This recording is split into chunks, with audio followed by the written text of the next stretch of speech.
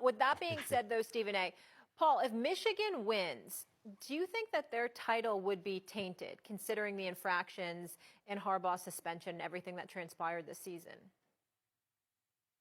Molly, I do not. And I say that having said differently a couple weeks ago.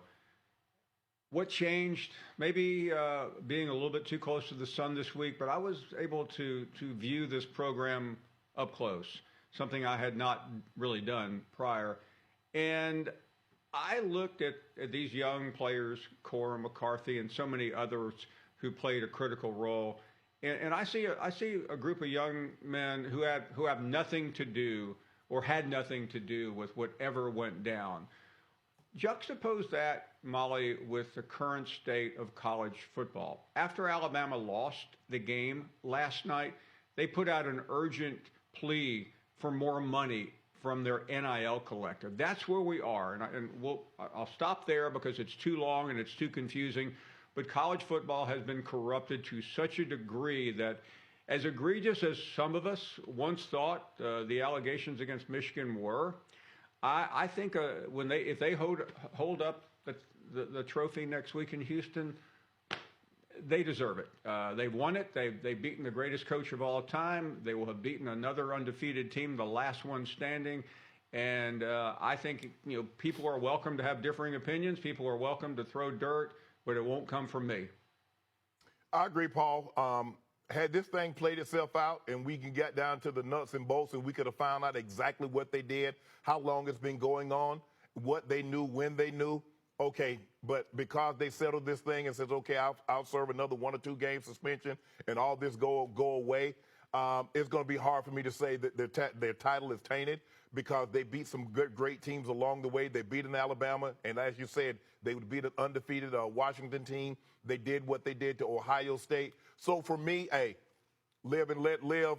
Like I said, had they gone all the way through, had we saw it all the way through, and we get down to the nuts and bolts, and we could have actually found out what exactly they did, what did they gain, when did they start this, who knew what, when did they know what, I might have a different frame of mind and might say, yeah, this is tainted. But because I don't know anymore, I would say, you know what, let it go. Michigan, you win to the best team. You win this one, you're national champs.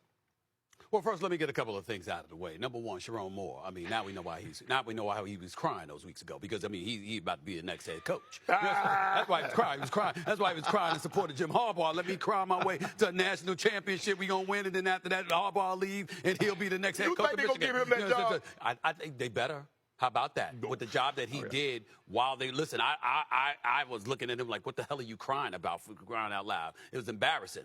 But his job performance wasn't embarrassing. If Harbaugh decides to leave, and I think he should leave for the Chargers job, if he decides to leave, there is no question that Sharon Moore should be the next head coach for the Michigan Wolverines. If that was the interim that you put in place when you suspended Jim Harbaugh, and that man goes out there and performs the way that he did in Harbaugh's absence, including beating Ohio State, okay, excuse me, that man deserves to be the next head coach for the Michigan Wolverines, and I hope he gets the job. Well, I just hope he don't cry his way to it. Yeah. Now, having said all of that, let's get down to the nitty-gritty here.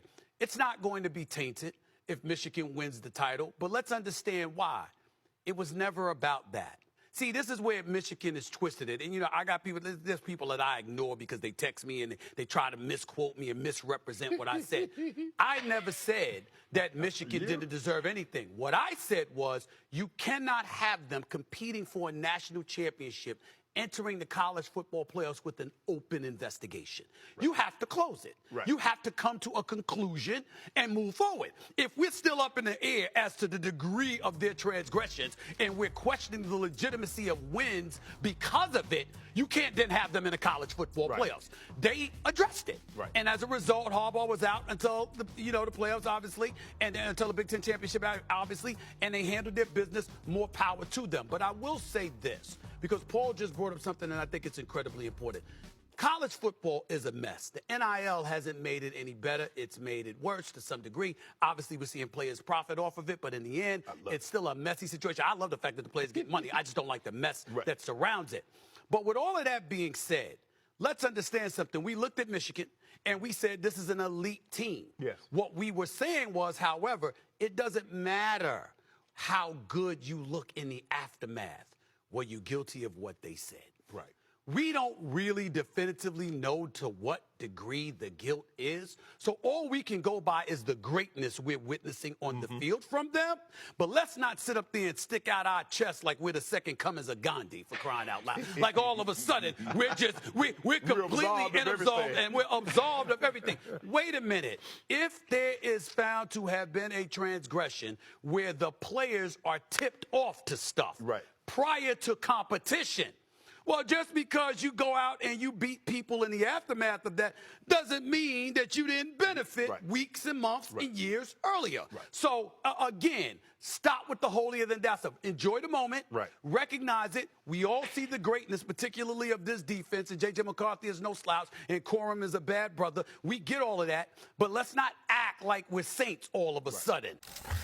Why is he hiring Don Yee? He got a job. That's right.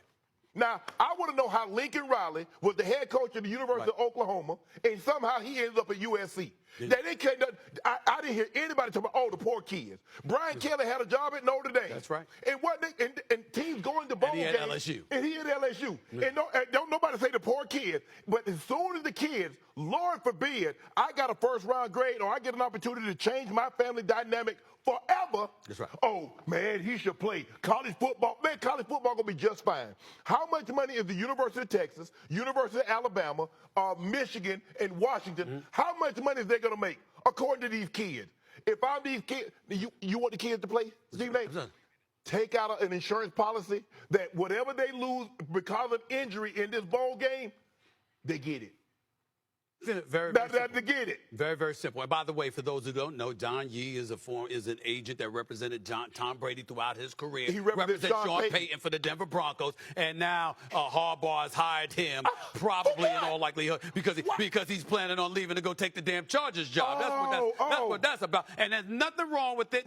And listen, I totally agree with you. Everybody want to make noise about players, young kids getting paid, but grown ass men that's getting paid. Oh, that's perfectly fine. They have mortgages, the kids don't. Last time I checked, some kids got mortgages too. Bottom line is business, and it's exposing the business of college football, and college football is trying to be slick as far as I'm concerned, Paul, because what they're doing is they're letting things appear to be very, very haphazard because they want intervention from Congress. That's what they want, Paul, because they're saying we need help because we can't manage this ourselves, so maybe some federal legislation could come in to neutralize all of this mess. They're being slick, but I see it a mile away.